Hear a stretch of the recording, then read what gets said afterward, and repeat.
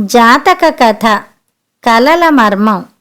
కోసల దేశానికి రాజైన బింబిసార మహారాజుకు ఒకనాటి రాత్రి చాలా విడ్డూరమైన కళ్ళు వచ్చాయి.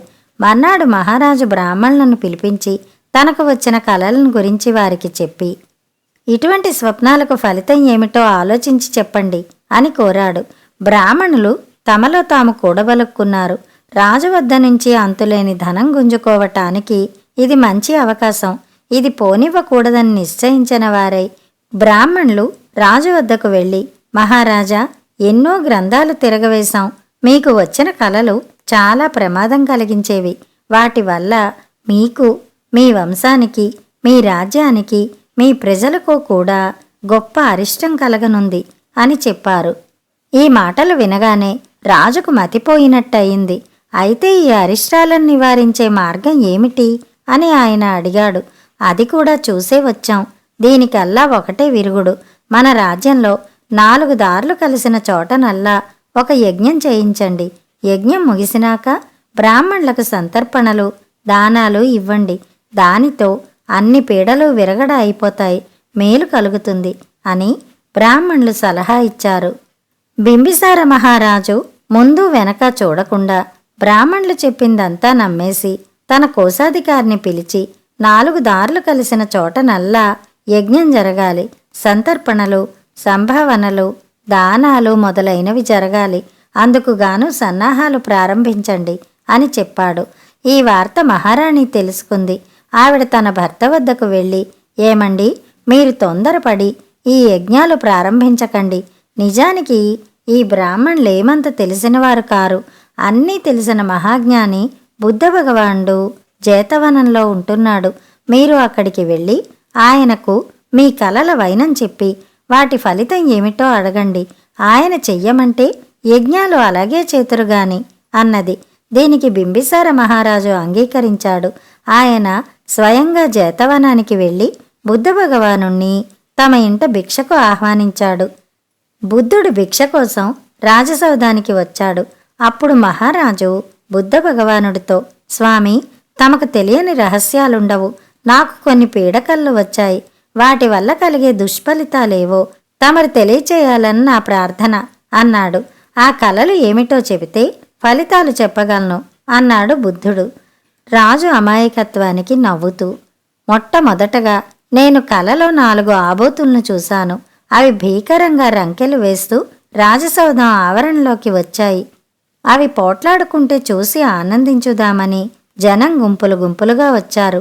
కాని ఆ ఆబోతులు పోట్లాడుకోక వేటి దారిన అవి వెళ్ళిపోయాయి. దీని అర్థమేమిటి అని మహారాజు అడిగాడు. రాజా, ఈ కల నీకు గాని నీ తరానికి గాని సంబంధించింది కాదు. ముందు యుగాలలో రాజులు పాపకర్ములైపోతారు. అప్పుడు మేఘాలు వచ్చి కూడా వర్షించకుండానే వెళ్ళిపోతాయి. వాటి మీద ఎంతో ఆశ పెట్టుకున్న ప్రజలు నిరాశ చెందుతారు అన్నాడు బుద్ధుడు. తర్వాత ఇంకొక వింత చూశాను. భూమిలో పుట్టిన మొక్కలు ఎంతో ఎత్తు ఎదగకుండానే పూలు పూచి కాయలు కాయటం చూశాను. దీని రహస్యమేమిటి అని మహారాజు అడిగాడు.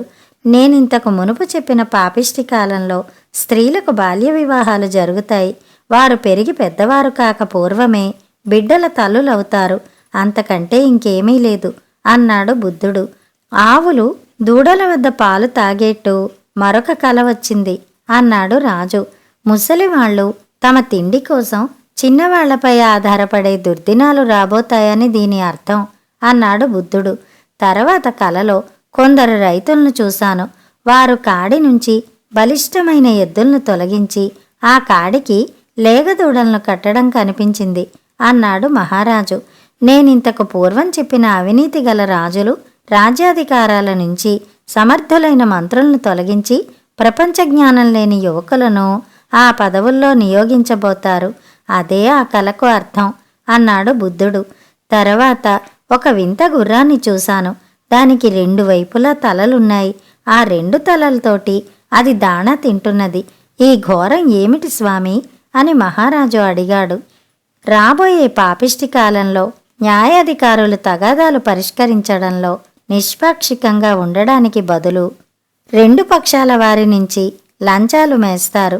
ఎవరికీ న్యాయం చెయ్యరు. అదే దాని అర్థం అన్నాడు బుద్ధుడు. ఇదేమిటో చెప్పండి. ఒకడు మోకు అల్లుతూ అల్లిన భాగం కింద వేస్తున్నాడు. వాడు చూడకుండా ఒక ఆడ నక్క అల్లిన మోకును తినేస్తూ కనిపించింది అన్నాడు మహారాజు.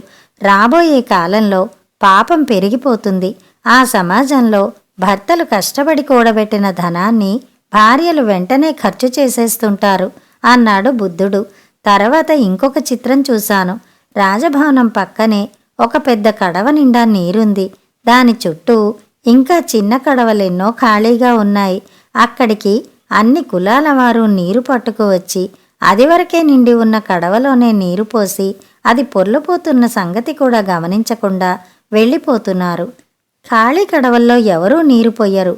ఏమిటి దీని అర్థం అని మహారాజు అడిగాడు. ముందు ముందు అధర్మం పెచ్చు పెరుగుతుంది.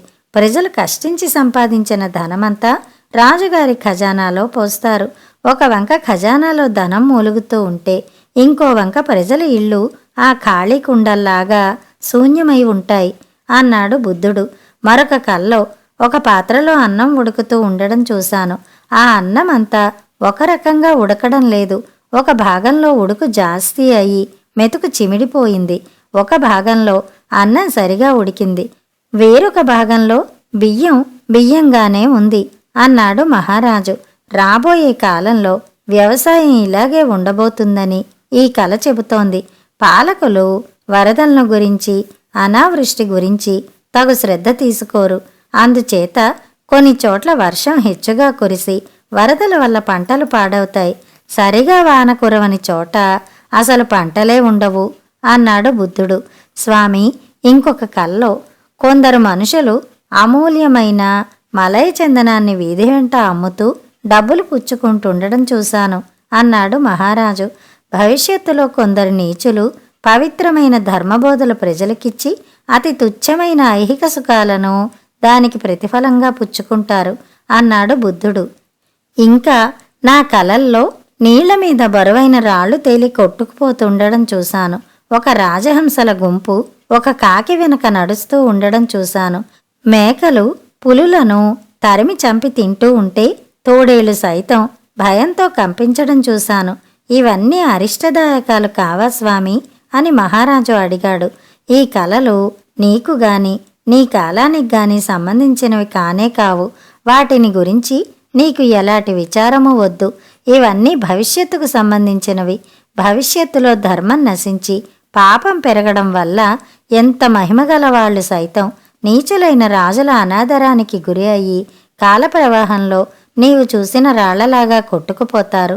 పరమనీచులు పదవులకు రావటం వల్ల రాజహంసల వంటి యోగ్యులు సైతం వారి అడుగుజాడల్లోనే నడవలసిన వారవుతారు. అధములకు అధికార బలం లభించేసరికి సత్వ సంపన్నులు కూడా వారిని చూసి భయపడవలసి వస్తుంది. అంతేకాదు అధములు వారిని నిర్మూలించడం కూడా జరుగుతుంది అన్నాడు బుద్ధుడు.